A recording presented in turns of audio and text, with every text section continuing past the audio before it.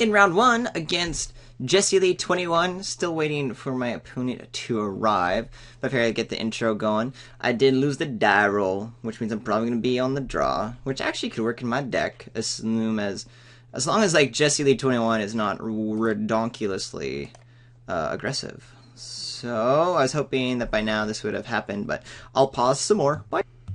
And we're back with a keepable hand. I mean, we got a bunch of 2-drops. And once we get into the third land, we'll start getting places, so I'll keep. Part 1 of the strategy of the deck is here, which is play cards and stay alive, you know. So we'll go there. My computer's going a wee bit slow these days. Let off with a swamp. No real reason. But it's a weird thing I do where when I only have one of a color and there's no cards in my deck where I need like a specific like 2 or 3 like combination to begin, I'll play out the one that I only have one of for fear of like a discard spell I'm forgetting that like someone plays. Alright, since my opponent has the 2/2, we'll go ahead and play our 1/3. Just to slow the game. I don't even know what the activate abilities are of this. Add 2 to your manifold spells only to cast artifact spells or activate abilities of artifacts. Okay, that's never going to happen. Search your library, even though I do have an artifact. Alright, my opponent's playing Map the Wastes to bolster the Anot Guide. A little bit annoying, but not the end of the world. Got plenty of cards to deal with that guy. If I'm not blocking, I will attack.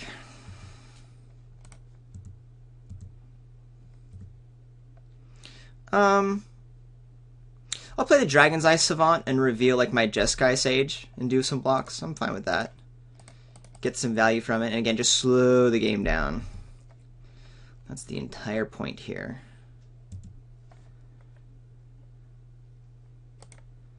I will reveal the Sage. See what my opponent's got to work with, and I'll make notes in the chat to the right off screen. Help me remember what I know. Oh, I need to target the opponent. Did I target? Where's the reveal cards?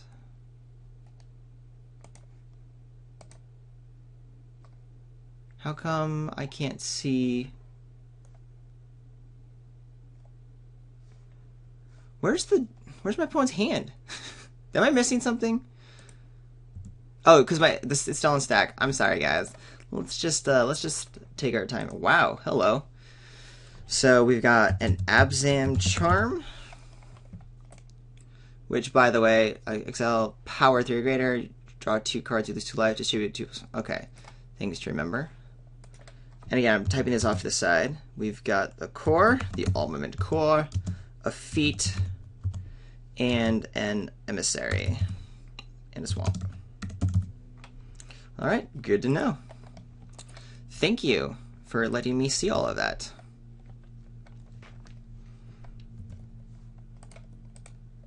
We'll go ahead and block. Opponent has a powerful hand, much more powerful than mine. There's the emissary and the swamp, so I'm going to make a note that I've seen that, and I know the other 3 cards in my opponent's hand. Drawing lands is okay, not exciting. I don't want to get the Abomination Gudul down or get the Jeskai Sage down. I could do both next turn, but there's really no point. I'll play the Abomination. It could just get like an Abzan Charm eventually. I'm worried about this Armament Core, which is going to come down next turn, and there could be a 5/5 or a 3/3. So I'm not necessarily like being able to block efficiently, but at least the Dragon's Eye Savant can kind of get there. If my opponent plays Armament Core before combat, like makes the guy a 3/3, I could just double block with like my Abomination of Gudul. I guess that's going to be the best case if I want to do that. I'm not excited for like trading an Abomination of Gudul for a 3/3, but remember, the game plan is staying alive, staying alive. Also, feeder resistance can make it bad, but this is, again, assuming. What is my opponent casting here? Absent Charm? Or are you just, like, drawing cards? It looks like my opponent's gonna draw them cards. Which seems weird to me. Oh, my opponent's just making everything very big right now. That makes sense. Because now the armament core is going to come down, and then my opponent's going to have some pretty decent attacks. I mean, I'll be able to block one of the big dudes, but my opponent's just going to have tons of huge stuff. So what are you pumping up here? The 6/6, so he gets through?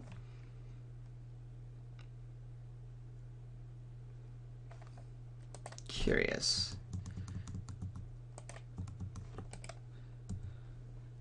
Alright, so a bunch of 4/4s. Okay. That's not great, but at least I can block one effectively. I'm not going to throw away a card yet. Once this Sultai Suits area comes down, if I get a green source, like, I'll be in somewhat decent shape. Set Adrift will also do some nice things. We just ripped the best card ever for us. We can continue to like draw into cards and continue to help stabilize the board. Feeder resistance, I do have to be careful of.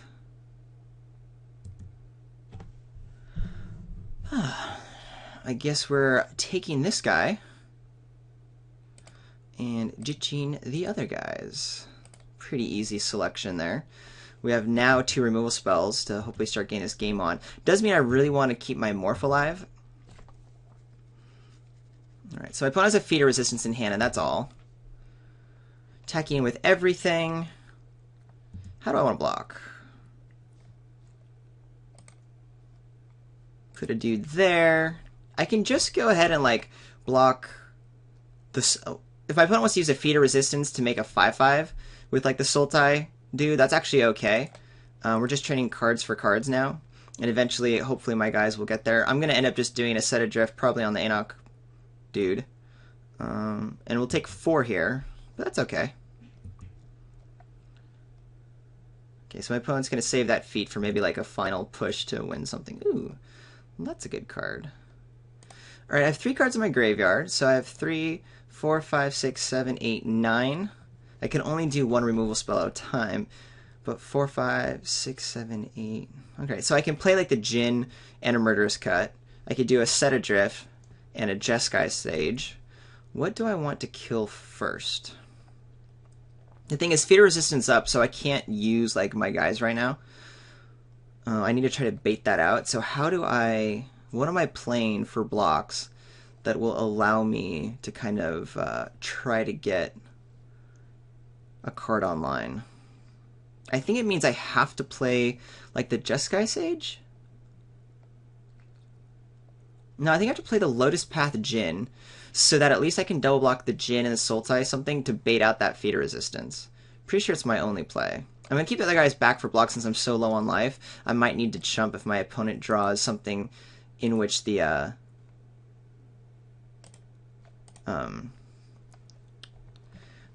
feeder resistance and like a removal spell is able to be played. So I'm not going to attack in... Well, I'll attack in with the Abomination Gadul. I'm actually okay with that. Because I know I don't want to block with it, because I feel like that's going to be one of my main win conditions here.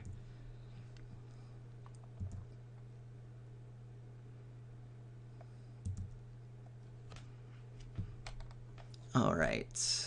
Opponent has an unknown card in hand. We're going to line up those blocks as we mentioned. I would really like the Armament Core dead. So we're going to try to bait my opponent into doing the feeder resistance here. If my opponent just wants to trade 1 for 1, that works out okay too. I have to assume my opponent has nothing, because I can't win against that.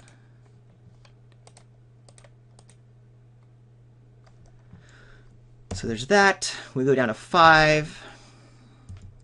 Assuming this resolves. Yay, it resolves.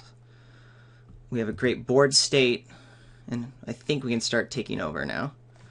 Don't know what my opponent's last card in hand is. Probably a did. And yeah, maybe just play 2 Jeskai Sages and then start bashing in.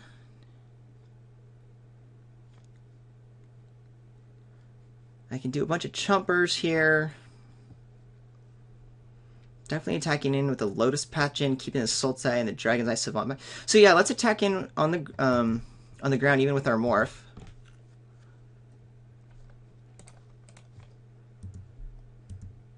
I'm playing the Jeskai Sages just to guarantee that I have enough chump blockers as needed. We have the blocks that I need right away. I could just keep Citadrift available. Yeah, actually, that's what I'm going to do. That's I don't need to play the Jeskai Sages. I'll keep Citadrift. Oh, it's a sorcery. I'm a loser. This is how often I play Citadrift. Okay, that was bad. I should have played the Jeskai Sages. I mean, I can still use my mana to unmorph the Abomination, which is what I'm going to do now. So that actually was okay. And it's kind of nice to have the Sages as, like, my options for looting. Well, now I'll loot away the swamp, but and we'll just attack in with the flyers. Keep our defense up. Yes. And I'll ditch swamp. And then, do I even play the island? I don't think so. I do want to play both these guys, though.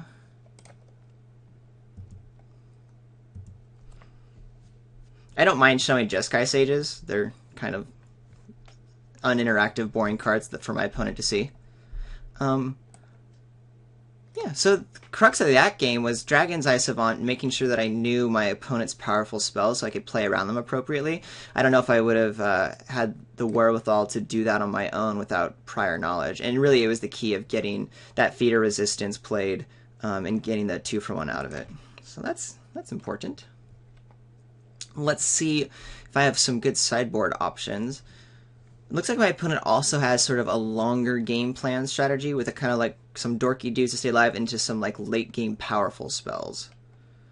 So that's something I want to consider, which means we're in like a pretty interesting matchup here. I don't know if Motos... No, I think my computer's being really slow, so my apologies on all of this. Nothing for the green cards that make me want to bring like a Naturalize on the splash. Rotting Mastodon does blank a lot of the big stuff, so I could consider bringing that guy in. I don't think I need like the sandbars or anything to be blocking or trading early. In fact, they're kind of bad against what I saw from my opponent, considering like what else I have. Sages aren't entirely great, since my opponents have a lot of X1s. So maybe what I do is pull out a Sage, because I don't need as much early defense, and bring in like the Rotting Mastodon. I think that's where I'm at right now. I could do a Despise. My opponent has, like, you know, at least one big powerful creature, but I don't like that. I think just using the Rotting Mastodon to get my opponent's big old dudes, like, on the ground at bay while I get the evasion online seems a little bit nicer.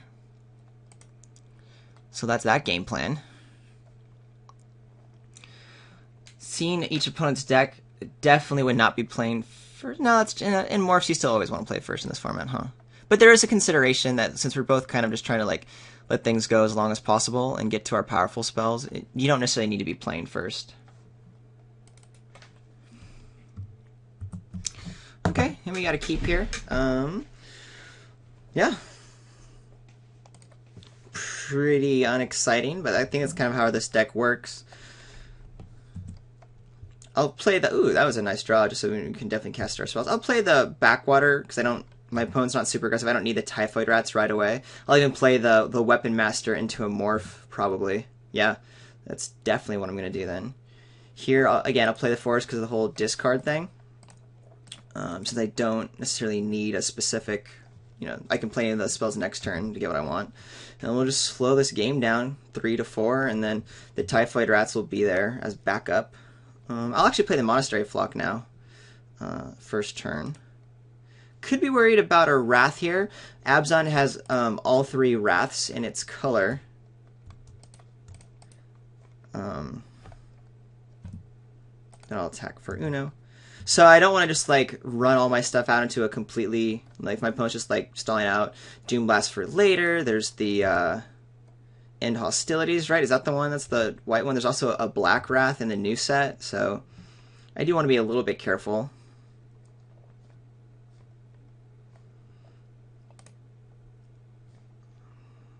Really makes me... I mean, I'll play the Jeskai Sage this turn, actually. Oh, you know what? I should just dashed into my Vanguard. Well, I can do that next turn. I'll play the Sage to develop the board, even though I think I would have just tried to pound in more damage. And this is hopefully playing around a possible Wrath. Let's see, what do you got? Ugin. Oh, I see. Just hanging out with the Ugin's Construct. That's fine. We have our trusty little morph here to keep things from getting too sour. And now I can go ahead and play like my Mystic or something. 1, 2, 3, 4, 5. I think I'm just going to tap out. I mean, I could do like 3 Dragon's Eye Savant, see what my opponent has going. In fact, maybe that's the play. I love knowing what my opponent's hand is. I think there's enough value there to revealing the Mystic, which I'm going to just probably hardcast next turn. So I'll play the Rats, play the Dragon's Eye Savant, reveal probably on a block. I'll keep the Monastery Flock back for now. Yeah, I like that game plan.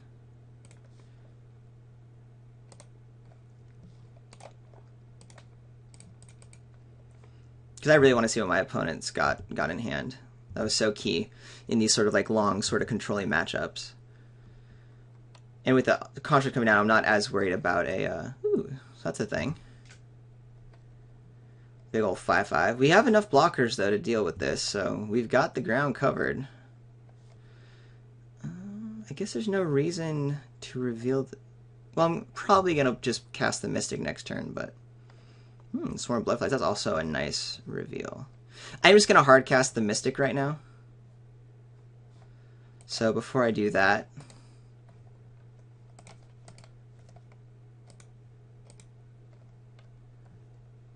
see what my opponent's working with. See, we know the feat's around. Another set of core there, a feat, the Nightblade, which can bash through, and a Salty. Alright. Made notes of all of those. And if that's the case, it's all about the evasion. Again, my opponent has just all of these big, beefy dudes. These guys are both coming in next turn. I want to keep the Rats around for whatever the Armament Core bolsters, but maybe that Feat of Resistance takes, I don't know, it's going to be a little rough. So I definitely need to start getting some pressure on my opponent, because right now my opponent's hand is going to be able to outplay me pretty handily. Still, I have a lot of cards that help slow this down. Jeskai Sage can chump when needed and just get a card cycled.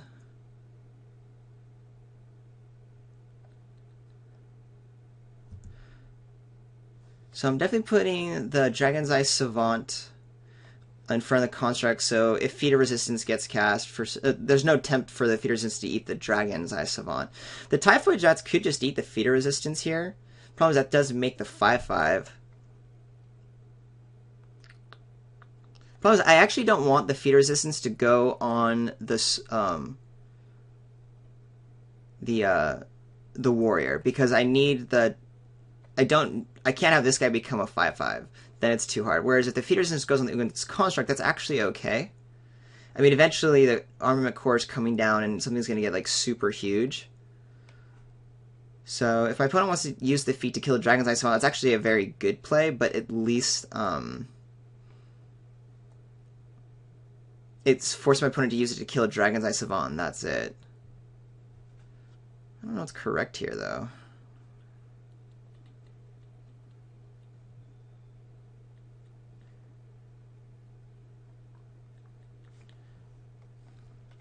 I'm also wondering if it's just better for me to wait till next turn. Like, if I take 9 now, that's kind of dangerous, but my opponent doesn't have a lot to, like, keep pounding through. And then I can wait for a bunch of things to die for a Swarm of Bloodflies to get big. I think that's worth it. So I'm just gonna, my opponent is getting a little salty, actually, on the, in the chat, saying, he said, I need to go, but he said it rudely. Alright, Dragon Bowel Monk is down, so that's fine. So yeah, I'm just going to go ahead and rock and roll the Swarm of Bloodflies and keep blue open for the Monastery Flock. And that way, as things start trading off, like the Swarm of Bloodflies gets pretty big.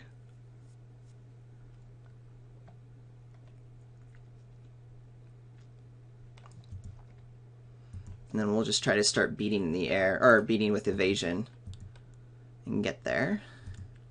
And now I'm a lot more likely just to trade off and chump and whatever. Because if things die, then the Swarm of Bloodflies just gets nutty. Alright, so we go to our blocks. This guy can go here. This guy can go there. The 2/2 will just be blocked by this guy. Thing is, if feeder resistance comes down, that's actually pretty bad.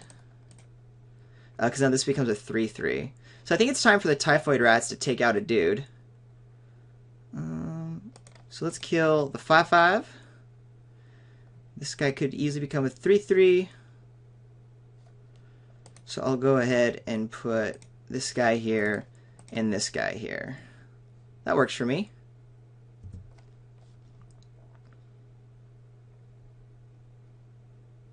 Means my opponent should probably put the feeder resistance on the Spirit Warrior. Then I don't take any damage. This guy dies, but the swarm starts getting a little bit bigger.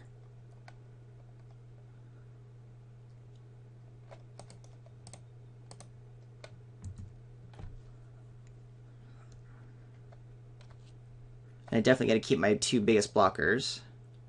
And again, this forces the feet to go on the Spirit Warrior. Actually, on the Dragon Bell Monk. Oh, no, that was just the trigger. Okay, so that makes sense.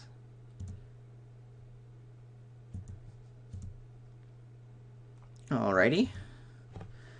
Armament core is going to be a big deal. Let's go ahead, though, and attack him with our flyers. But first, I do want to do a bit of Revelation.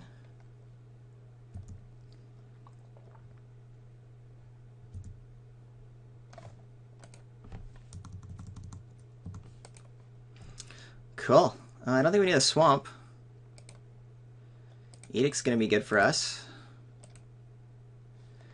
I could have played it swamp and do the Edict now because the Dragon Bell Monk's probably going to die, but I'd rather kind of wait. We'll attack again with our flyer, or our evasion guys. There's a card in hand I don't know, but right now the only thing that's a big deal is that armament core. Oh, is this an Abzan charm that my opponent drew? Oh, kill shot my opponent drew. Alright, so there goes a swarm of bloodflies. Definitely a bummer, but such is life.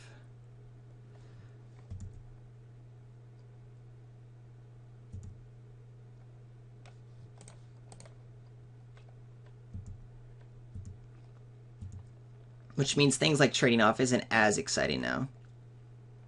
But I do want to kill this Dragon Bell Monk if possible. Though my opponent is pumping the Dragon Bell Monk, then I'm in a little bit of trouble. But there could be a racer. My opponent's done in 2 turns to this,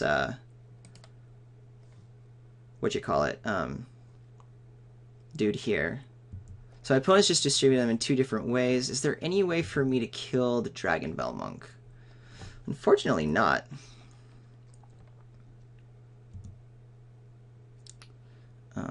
I'd really like to be able to kill the guy so that's not the one that gets sacrificed to the Merciless Executioner, but I can't help that in any way, shape, or form. And I think it's time just to do a chump.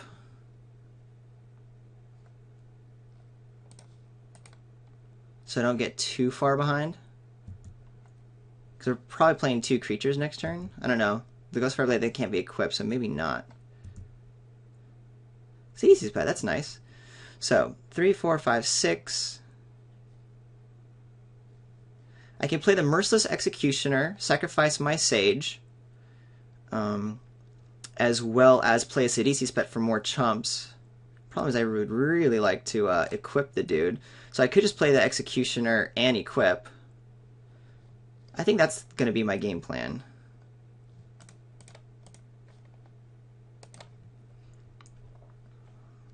I'm going to have these big old guys coming by, but should work out. Assume the Dragon Bell Monk's gone. Yep. Ooh, lowest pathogen, that's nice.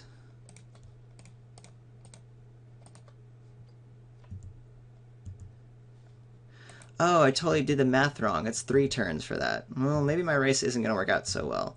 I have enough chump blockers and good defense that I'm not going to completely die right away. And my opponent's going to be able to at least add... Oh, no. Alright. I don't know if I'm going to be able to bounce back from that. I think that was my all-in game plan.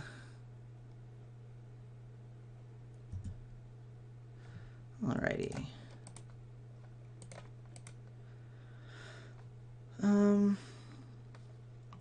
Opponent can follow up with nothing. I take 6, go down to 4 to my opponent. Yeah, for now we're just going to take 6.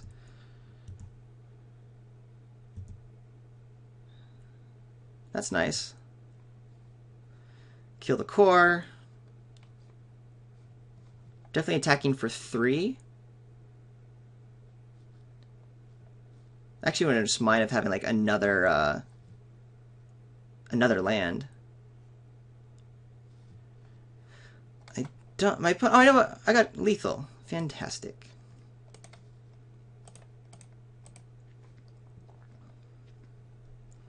Cool.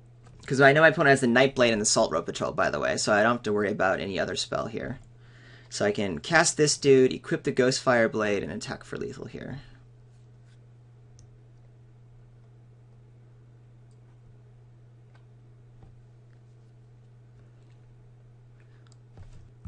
My opponent has lost connection to the game. Normally I'd just be bummed for my opponent, because that's always frustrating. But I got a feeling that might have been a rage quit based on the rude comment earlier. So I'll pause for a little bit more. Maybe I'll see you in round 2, or maybe we'll see how this finishes up.